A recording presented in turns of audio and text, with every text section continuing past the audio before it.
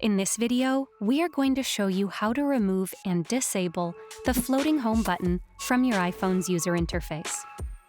If you're seeing a circle or a floating button on your iPhone screen, there are high chances that you have enabled Assistive Touch on your iPhone.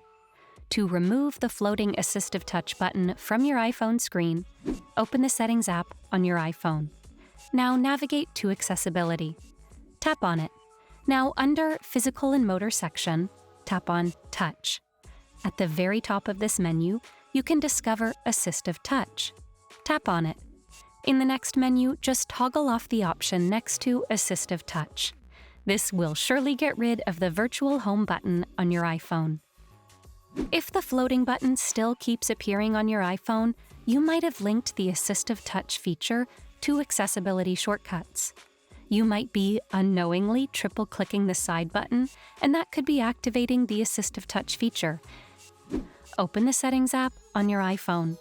Now navigate to Accessibility, tap on it, scroll down and tap on the Accessibility shortcut. If you see a check mark next to Assistive Touch, you've hit the target. Hopefully, you were able to remove the floating button from the screen of your iPhone. Subscribe to Guiding Tech and delve into one of our specially curated videos just for you.